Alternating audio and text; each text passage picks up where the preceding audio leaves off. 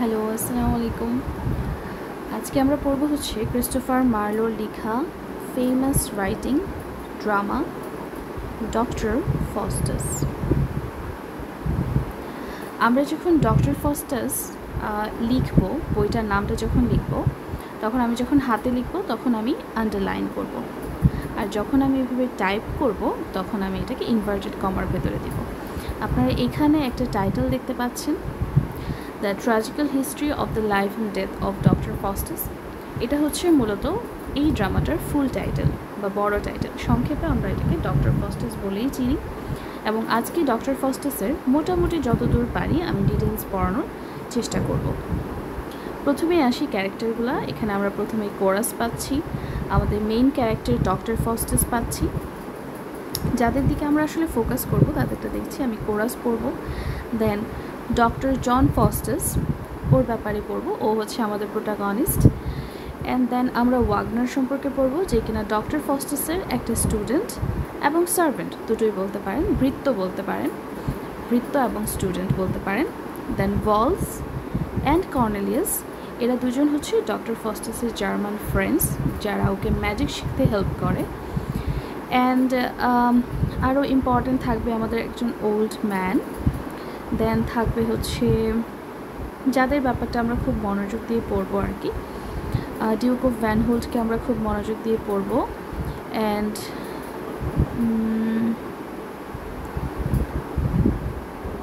এখানে duchess of van হোল্টকে পড়বো।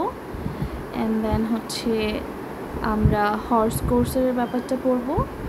দেন good Angel, bad Angel, এটা আমাদের জন্য খুবই ইম্পর্ট্যান্ট। দেন আসতেছে হচ্ছে ম্যাফিস্টোফেলিস। অ্যান্ড আরও কিছু ক্যারেক্টার আছে যা ইম্পর্ট্যান্ট, এই যেমন হচ্ছে লুসিফার। লুসিফার হচ্ছে ইবলিশদের প্রধান, প্রিন্স বলা হয়, prince of hell. And then Beelzebub. আমরা জন মিল্টনের প্যারাডাইজ লস্ট যদি পড়ে থাকি, সেখানে দেখব যে বেলজেবাব ইজ দ্য পার্সন যে কিনা গডের এগেনস্টে যে ওয়ারটা হয়েছিল সেটাকে লিড করেছিল। দেন আসছে আমাদের 7 ডেডলি সিনস, এবং প্রত্যেকটা ক্যারেক্টার হিসেবে আমাদের স্টোরিতে আমরা দেখতে পাই এই ড্রামাটাতে, যেমন প্রাইড, কোভিশিয়াসনেস যার অর্থ হচ্ছে গ্রিড। দেন আসছে এনভি, দেন রেথ যেটাকে আমরা বাংলায় কী বলে, এটাকে ক্ষোভ বলতে পারি। অ্যান্ড দেন আসে গ্লুটনি, ওভার ইটিং, যে কোনো কিছু ওভার কনজিউম করাকে বোঝায়। অ্যান্ড দেন স্লথ, অলস্যতাকে বোঝায়। লিটারি বলতে লাস্ট বোঝাচ্ছে sexual desire. Great emperor Alexander the great, তার স্পিরিট আমরা দেখতে পাবো এখানে। ওর গার্লফ্রেন্ডকে দেখতে পাবো, প্যারামর মানে হচ্ছে গার্লফ্রেন্ড। দেন দারিয়াসকে দেখতে পাবো, যে কিনা গ্রেট আলেকজান্ডার অ্যান্ড তার যে গার্লফ্রেন্ড ছিল বা মিস্ট্রেস ছিল তাদের সাথে related, king of Persia. And then আমরা Helen, that Helen of Troy নিশ্চয়ই শুনেছেন, সো ওই হেলেনকে দেখতে পাবো। দেন আমরা কিছু ডেভিলস দেখতে পাবো, একজন পাইপার দেখতে পাবো। সো দ্যাটস ইট, এরাই আমাদের মেইন ক্যারেক্টার্স যারা আমাদের এই স্টোরিটা পড়ার জন্য অনেক বেশি ইম্পর্ট্যান্ট হবে। এখান থেকে স্টার্ট হচ্ছে আমাদের স্টোরি। This is Prolog. থাকে না একটা ড্রামা শুরু হওয়ার আগে, একটা প্লে স্টার্ট হওয়ার আগে অডিয়েন্সে এসে কিছু মানুষ হচ্ছে বা একটা মানুষ বা কিছু মানুষ দাঁড়িয়ে যদি ওই স্টোরিটা সম্পর্কে কোনো ইন্ট্রোডাকশান দিয়ে যায়, সেটাকে আমরা প্রলোগ বলি। এবং সেম ঘটনাটা যদি ড্রামাটা শেষ হওয়ার আগে হয়, সেটাকে আমরা এপিলগ বলি। ড্রামা শেষ হওয়াতে সাধারণত কিছু মেসেজেস দিয়ে শেষ হয়, অ্যান্ড প্রলোগ সাধারণত ইন্ট্রোডাকশনই হয়। সো এখানে আমরা একটা কারা বলছি প্রলোগটা সেটা দেখতে পাবো। CHO হচ্ছে এখানে কোরাসের ফুল ফর্ম, এখানে দেখতে পাচ্ছেন যে কোরাস আছে, ঠিক আছে, এই যে কোরাস। কোরাস মানে একগুচ্ছ মানুষ এক জায়গায় দাঁড়িয়ে একই স্বরে একই সময়ে একই কথা যখন বলে সেটাকে আমরা কোরাস বলি। সো এখানে আমাদের প্রলোগটা বা আমাদের স্টোরিটা শুরু হওয়ার আগে স্টোরি সম্পর্কে বা ক্যারেক্টার সম্পর্কে যে ইন্ট্রোডাকশন দিচ্ছে, যে ন্যারেট করছে, তাদেরকে আমরা একসাথে কোরাস বলছি। সো এখানে কোরাস যা বলেছে, স্টোরিটা আসলে অনেক আগে লেখা, এটা লেখা হয়েছিল 1604, এটা প্রথমবার পাবলিশ হয়, তো ওই সময়ের আশেপাশে লেখা। সো বুঝতেই পারছেন এখন চলছে হচ্ছে 2025, সো অনেক আগের লেখা। সো এখানে যে ইংলিশগুলো পাবো ওটা আমাদের জন্য খুব বেশি সারপ্রাইজিং। আমরা অবশ্যই গ্রামার খুঁজবো না, যদি গ্রামার খুঁজতে যাই আমাদের জন্য এই টেক্সটটা পড়া খুব বেশি কঠিন হয়ে যাবে। সো আপনারা চেষ্টা করবেন গ্রামারটাকে স্কিপ করে যা বুঝতে পারছেন ওইটা দিয়ে টেক্সটটাকে পড়ার।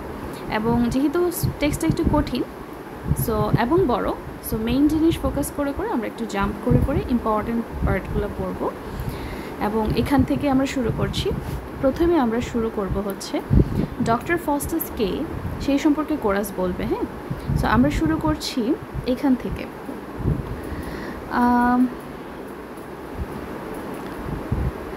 ওকে, এই যে দেখেন, speak for Faustus, the pen is not working.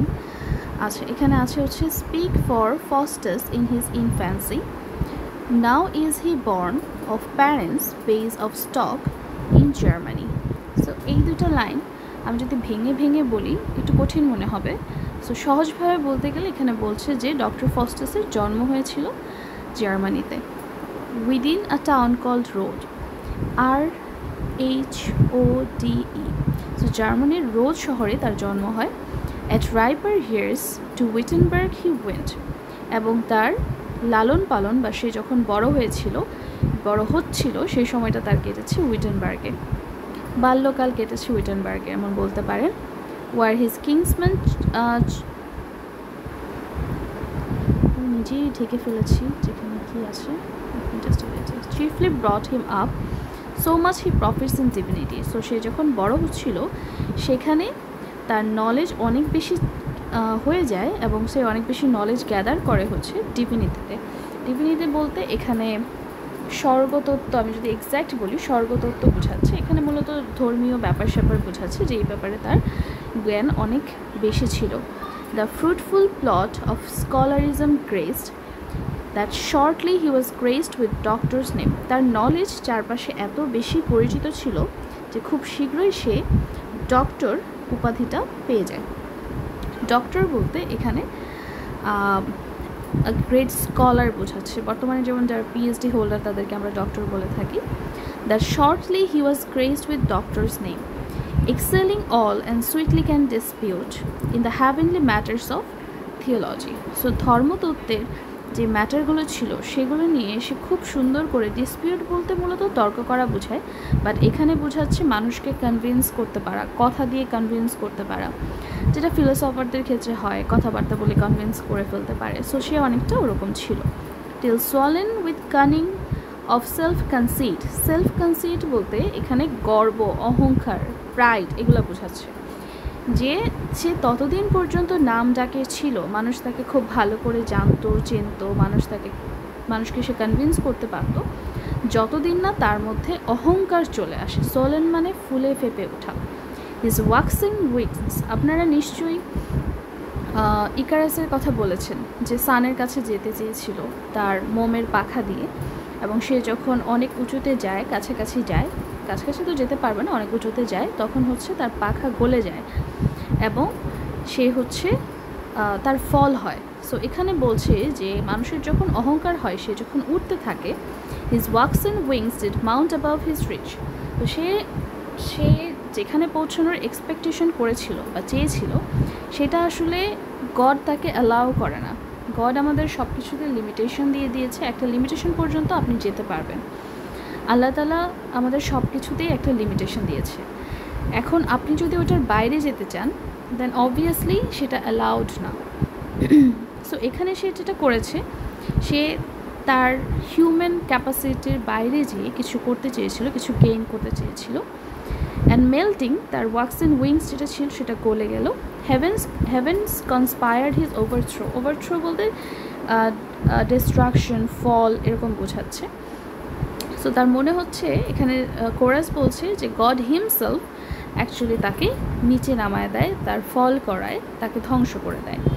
So মানুষের যখন অহংকার বেশি হয়, গডের বিরুদ্ধে যখন শিরক করা শুরু করে, খারাপ কাজ করা শুরু করে, এবং অহংকারের কারণে যখন বেশি বেশি কিছু করতে যায় হিউম্যান লিমিটেশনের বাইরে যেয়ে, তখন আসলে গড সেটা বা আল্লাহ তাআলা বা প্রভু সেটা পছন্দ করে না। সো এখানে এরকম কিছুই হলো, for falling to a devilish exercise, এবং তার ধ্বংসটা হয়েছিল একটা ডেভিলিশ এক্সারসাইজের মাধ্যমে, যেটা আসলে এখানে ন্যাক্রোম্যান্সির দিকে ইঙ্গিত করছে। ন্যাক্রোম্যান্সি মানে হচ্ছে জাদুবিদ্যা। সো তার ধ্বংসটা আসে জাদুবিদ্যার মাধ্যমে, সে জাদুবিদ্যার এক্সারসাইজ করা শুরু করে।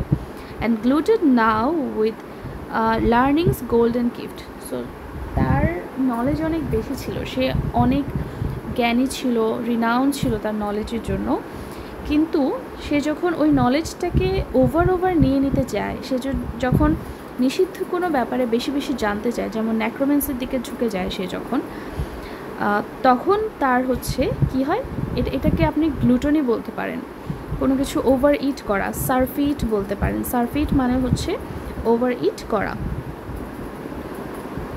সো সে যেটা পেয়েছিল, একটা নলেজ, তার অনেক নলেজ ছিল, তার মেধা অনেক প্রখর ছিল, সেই লার্নিংস গোল্ডেন গিফটটাকে সে বাজেভাবে ব্যবহার করে এবং ওভার ইটিং করতে যেয়ে তার এই অবস্থা হয়। His surfeit upon cursed ন্যাক্রোম্যান্সি,